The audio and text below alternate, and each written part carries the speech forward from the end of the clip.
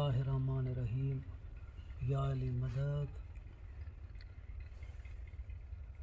قرآن پاک میں سورہ حجرات میں ارشاد ہے ان اکرمکم عند اللہ اتقاکم۔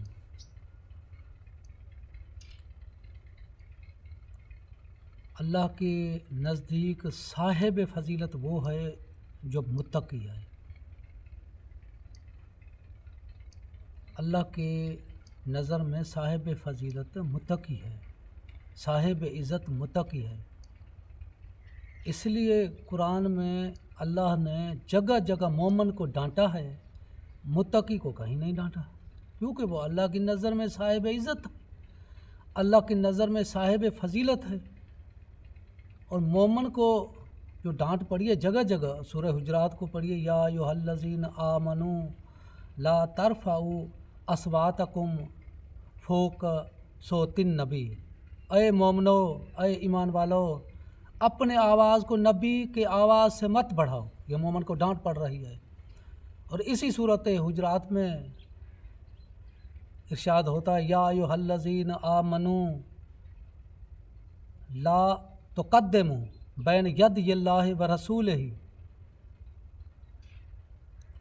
واتقوا اللہ۔ اے ایمان والو، اللہ اور رسول سے آگے مت بڑھو اور تقویٰ اختیار کرو، کیونکہ جب تم تقویٰ اختیار کرو گے اللہ کی نظر میں صاحب عزت بن جاؤ گے، پھر تمہیں ڈانٹ نہیں پڑے گی۔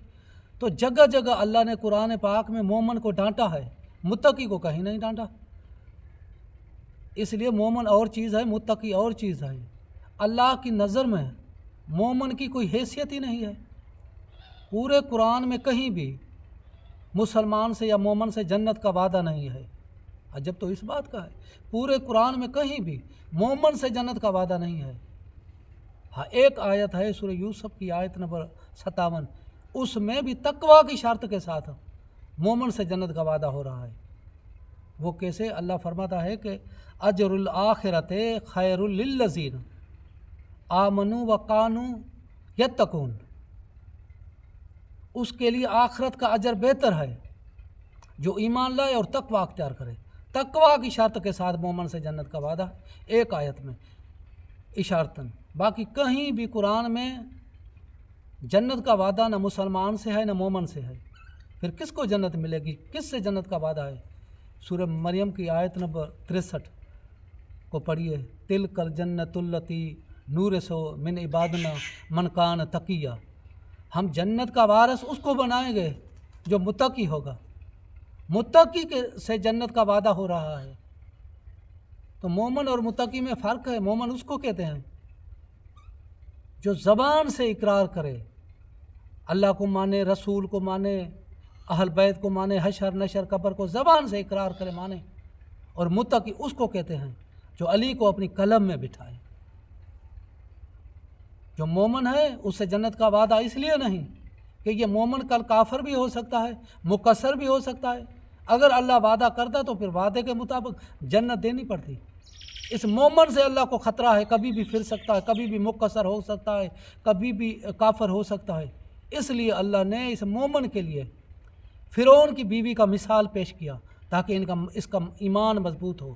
سورہ تحریم میں اللہ ارشاد فرماتا ہے کہ فرعون کی بیوی مومنوں کے لیے مثال ہے۔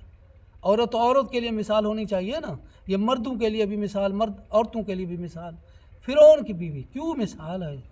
اس بیوی کے ساتھ، بی بی آسیہ کے ساتھ جو ظلم ہوا، ہاتھوں اور پاؤں میں کیل ٹھوکے گئے، سینے پہ پتھر کی چکی چلائی گئی، بے دردی سے اس بیوی کو قتل کیا گیا، پھر بھی اس بیوی نے موسیٰ کو چھوڑا نہیں، اپنے ایمان کو مضبوط رکھا۔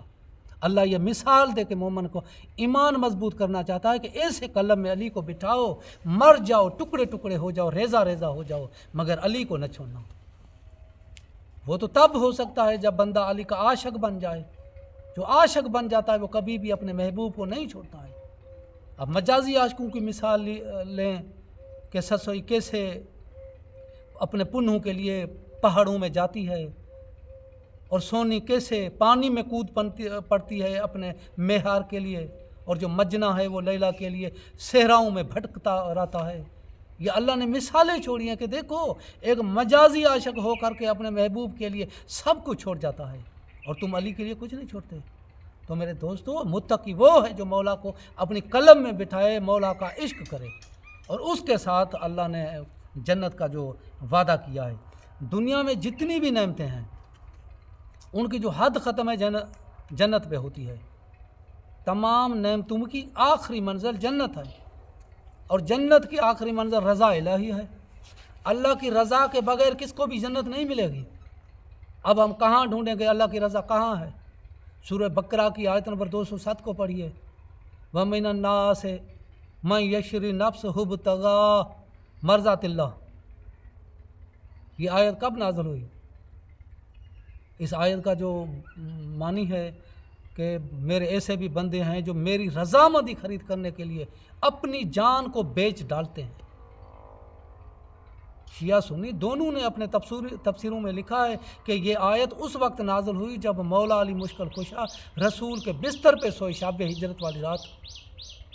تو یہ مولا علی کے لیے ہے۔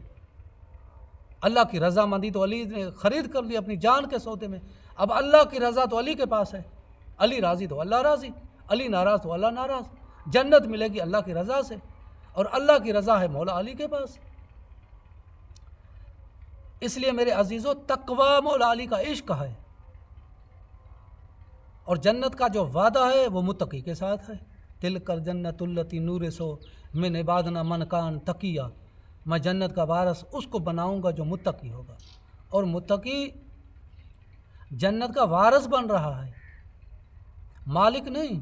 وارث اور مالک میں فرق ہوتا ہے۔ وارث اس کو کہتے ہیں جس کو مالک سے ورثہ ملے، متقی جنت کے وارث بن رہے ہیں، مالک نہیں۔ تو پھر مالک کون ہے؟ حضور کی حدیث ہے، ان فاطمۃ سیدۃ النساء اہل جنہ۔ میری بیٹی فاطمہ جنتی عورتوں کی سردار ہے۔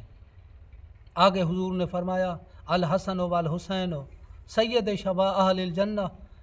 حسن اور حسین جنت کے جوانوں کے سردار ہیں۔ تو جناب فاطمہ سلام علیہ جنتی عورتوں کی سردار، اور مولا حسن و حسین جنتی جوانوں کے سردار۔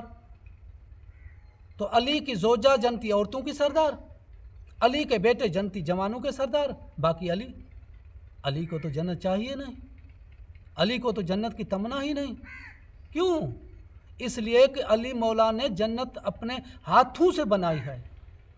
جو بھی انسان کس چیز کو بناتا ہے اس کی تمنا نہیں کرتا ہے۔ آپ کسی حلوائی سے پوچھیں جو حلوہ بناتا ہے، اس سے پوچھیں کہ آپ نے کبھی حلوے کی تمنا کی ہے؟ وہ آپ کو کہے گا تیرے عقل پہ دھول پڑ گئی ہے، میں تو سارا دن حلوہ بناتا رہتا ہوں، مجھے کیا حلوے کی تمنا ہوگی۔ تو مولا نے خود جنت بنائی ہے، مولا کو جنت کی تمنا ہی نہیں ہے، مولا تو جنت چاہتے نہیں۔ تو علی کی زوجہ جنت کی عورتوں کی سردار، اور علی کے بیٹے جنتی جوانوں کے سردار، علی کو چاہیے نہیں۔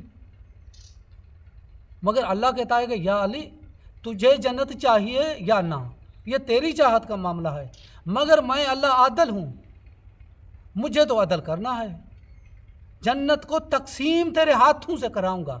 اس لیے ابو بکر نے فرمایا کہ میں نے رسول سے اپنے کانوں سے سنا ہے، جب تک علی لکھ نہ دے گا کوئی بھی جنت میں نہیں جائے گا۔ یہ حقیقت ہے، جنت تقسیم علی کے ہاتھوں ہوگی، کیونکہ علی مولا متقی کے علاوہ، اپنے عاشقوں کے علاوہ، حسین کے عزاداروں کے علاوہ، اپنے چاہنے والوں کے علاوہ کس کو بھی جنت نہیں دے گے۔